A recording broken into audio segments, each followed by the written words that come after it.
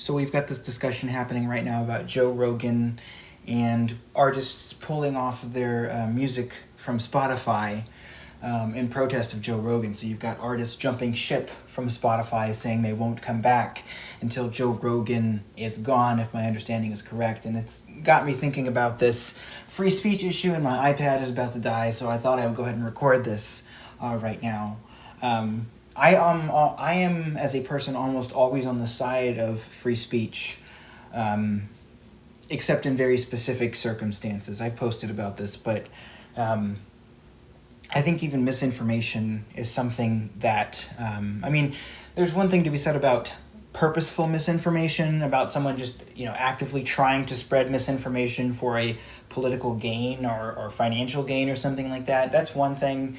That's more of a gray area. But I'm talking about just average citizens who just believe, let's say, unscientifically unsupported things about, let's say, COVID-19, which is what the Joe Rogan thing is all about. I think with very few exceptions, that speech should be protected, even in the private sector. Which, not with regulation. I'm not saying we should regulate companies so they can't remove that speech if they want to. I think it should be able to, because I think that's how the market should work, essentially. But I think we should protect the spirit of free speech, because when we have our lives, it's not like when we live our lives we have all this stuff is separate in the government box and all this stuff is in the private company box. When we live our lives, we experience things that are government run and private company run all the time, constantly back and forth at the same time, right?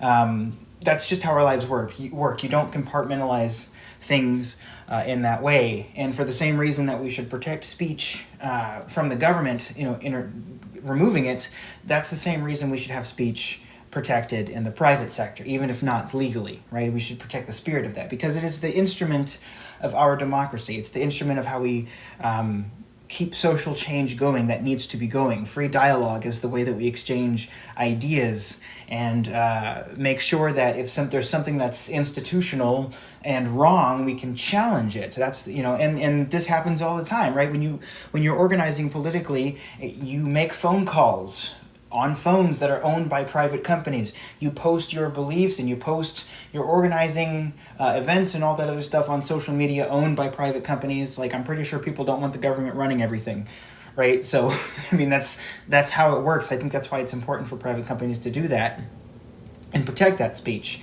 even if it's not something that's supported. Now, there are exceptions to this, okay? I think, for example, obviously things like inciting violence, you can't go on a platform and say something like, let's go kill this person or let's go beat these people up.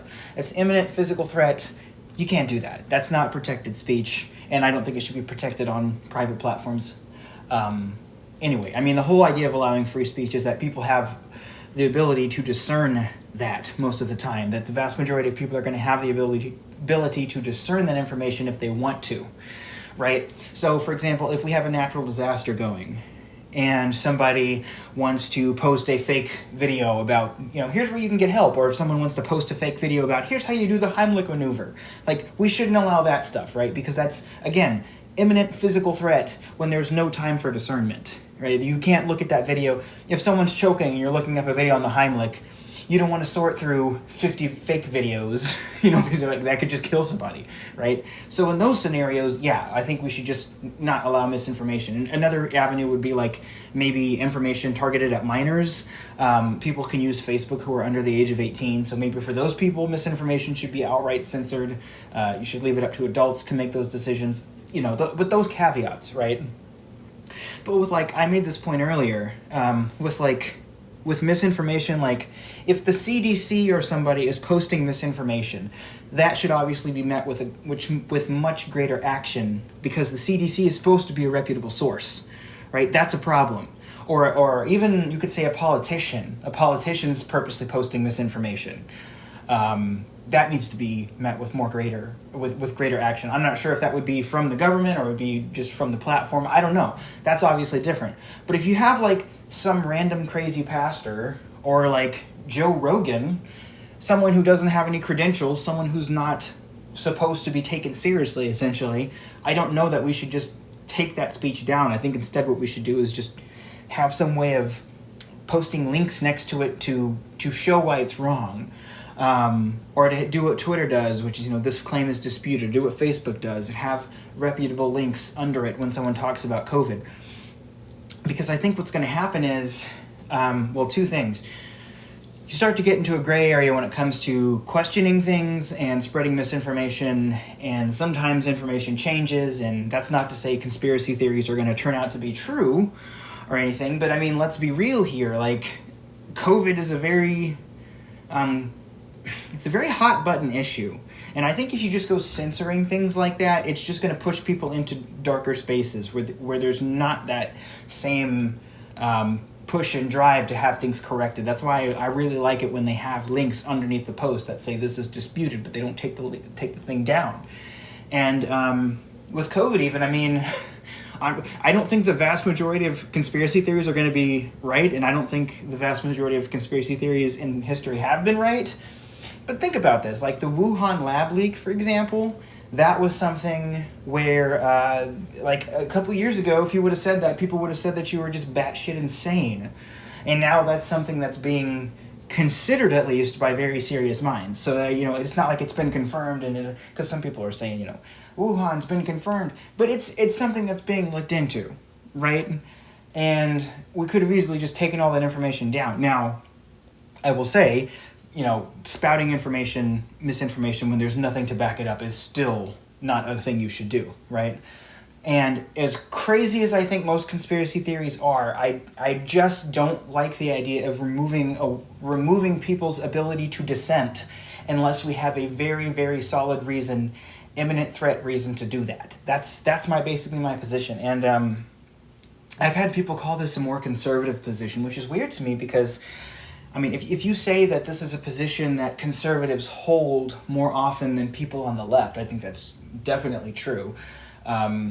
In some circles, at least. Like, people on the left are much more likely to say that we need to stop misinformation, or that the platform has a responsibility to take that information down if it's spreading misinformation. I think that's a thing that people on the left say more often. Not that it's a far left position, maybe, but it's definitely a thing people say on the left more often. I could be wrong about that, but I'm pretty sure that's true. But regardless, I think that's the reason why people say that what I'm saying here about it being a free speech issue is a more conservative issue, or a more conservative position. I think that's why people are saying that. But that's odd to me because, to me, rigid, when you think of conservatism, when you think of like rigid traditionalism, like regressive traditionalism, right? That's what I think of when I think of conservatism. We're keeping things the way they are. Doesn't matter if information shows that the newer stuff, or doesn't matter if new information is showing that the stuff needs to change. We care about tradition. Like, that's conservatism to me. I like things the way they are. Let's not change them. Free speech is the number one weapon against conservatism. Allowing free speech, allowing people to challenge the norm, allowing people to challenge how things are, and even protecting offensive speech that's considered to be obscene and outlandish. Those are typically very anti-conservative things. So it's really weird to hear that. Like, the reason I am often on the left is because I believe that we should question things. I think that we should, a lot of the things in our society are set up in such a way and are very capitalistic, corporate, almost oligarchic society.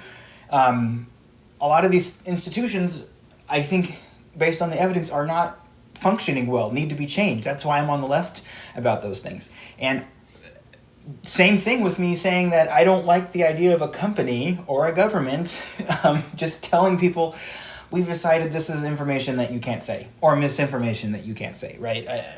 I don't like the idea of that happening. I think the best way to challenge those companies is to allow people to say the things they want to say. I don't like a company deciding what is and is not the truth and what is and isn't allowed unless there is, like I said, a demonstrable, physical, imminent threat that just needs to be stopped right then and there, right? That's the reason. I think it is. I think it is not a conservative-friendly thing to allow a bunch of free speech, and that's basically my position on it. And it sucks that it's going to have all these consequences of people posting crazy things and people believing it. And I don't want to not talk about the issue of mental illness, because I think that's another kind of gray area. People who have mental illness and may not be able to just discern things in the same way. I honestly don't think that the presence of those people, the existence of those people, means that we should just take away the free speech of everyone else just for that. I just don't really think that. And on the issue of mental illness, like, people should be looking out for other citizens who might have these issues, and we need to do more things, maybe even to have regulations to protect those people. I don't really know. This is a more gray area, but I think my position on here, and I'm not 100% sure because I'm never 100% sure on anything, but I'm inclined to say that, like, the solution to that is not to just, like I said, to just remove it so that no one can say certain things. I just don't think that. Also, I mentioned that for most people, they're able to discern between misinformation and correct information if they really want to. And that's where I put most of the responsibility. Because to me, if somebody looks at something that's full of misinformation, that person has absolutely no compulsion to follow what it says. To me, the responsibility is on the person who looks at that bogus article and says, I will now act on this. I will not check this information. I will just go out and do it.